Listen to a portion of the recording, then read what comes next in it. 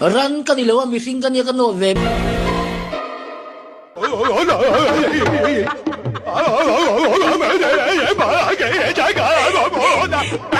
Hindi buwela nakakasingay mi. Hey takhin ya mi zone ni num ve na lai tak chumo kanin po tlang ai police ta po hi an lo fel khop mai ne min na na chu nam zong zong an kan tang ruala ni bere ka CJP protest and hidik law mani o ka terum ro mas ni ve tho boxi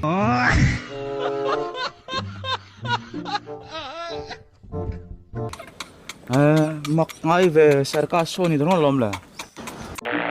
fucking Superman here at the protest. Let's go. CJP chu Superman apo aron lang tat nang maber kay sum thai chon mitang hi chu kan thatlang hetianga Superman ta panan ron vei to ani chana chuan a serious le ni wow comeback raw pui kan mu Mahatma Gandhi ron comeback tat CJP hi alo tha ka ti don nge ni o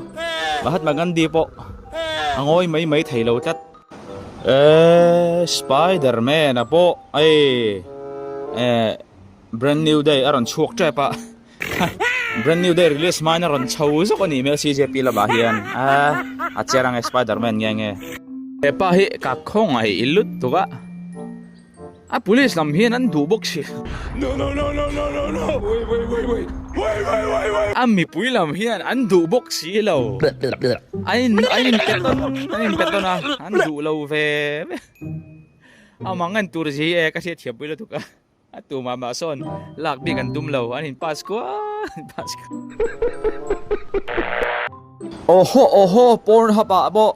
Pornhub lama modi hello lang vele tat e modi sual ji cho bang nga ro se tu na hian bang se ti hi ka chu ka du da ne sar mi chi rang a hloi khom kan ti lo thai lo he po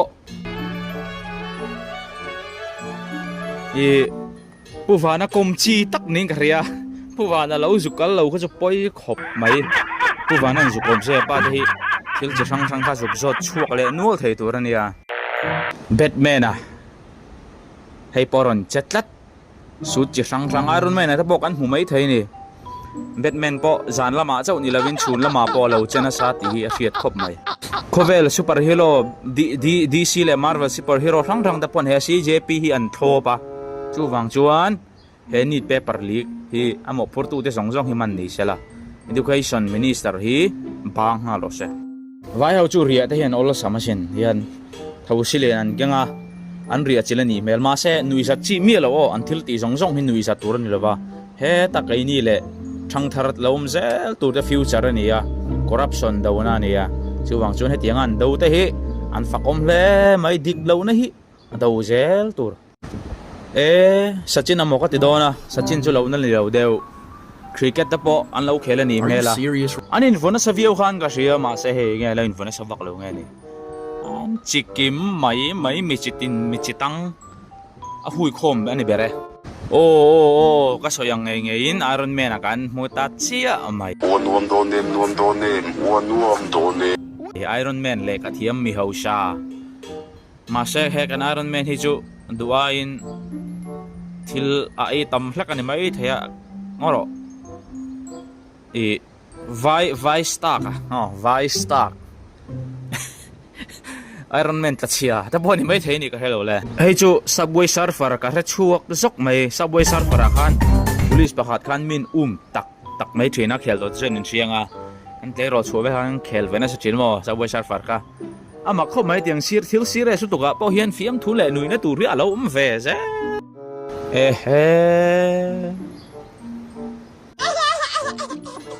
Iron Man kan muzau chia dinosaur kan mule ta Jurassic Park Jurassic Cockroach Party kan ti don nge dinosaur pui tri te hei ju rampum yun kan vaya kan do na sa ne athala ma India ram min tipum kat phir le nga Zakaya munitlat Zakaya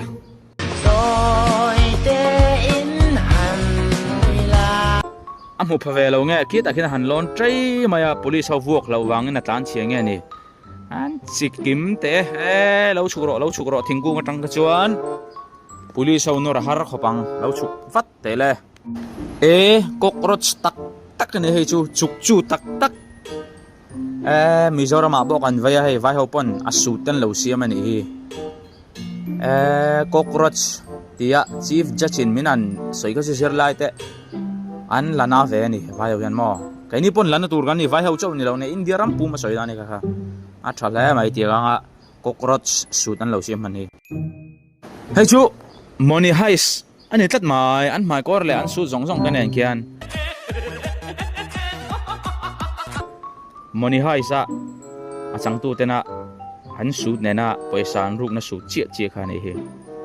an ting nge ni ango pu mani hi vru kan tum nge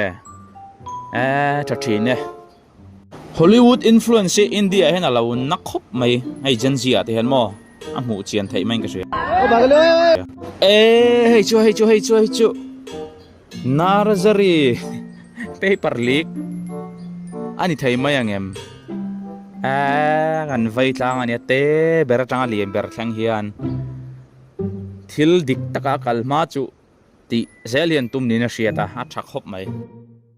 Mizoram vethung peaceful protest ka mu to hian awahan peaceful ngoi ve kan Mizoram police alo fel je hi ka ta mo vai ho hetiang ang hian Delhi nuar te kha an lo dong song the ne police ho khan dik tak chuan eng ma kunin thlanga lo khan an lo dong song the tharum zuk tho pon tumani lo an hanin nor laka khanan vota chiam maya hatiang dur khan ni lo mo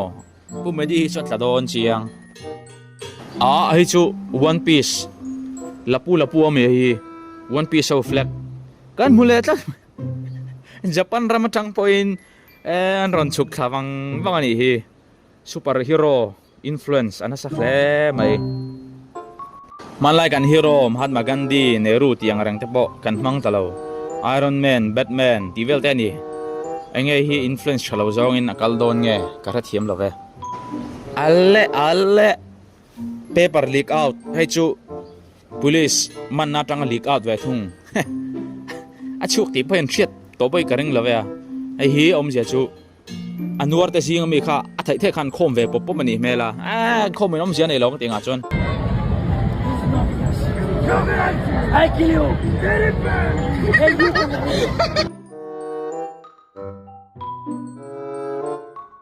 Le limom view ma second du tok ri le phutangai tlat mai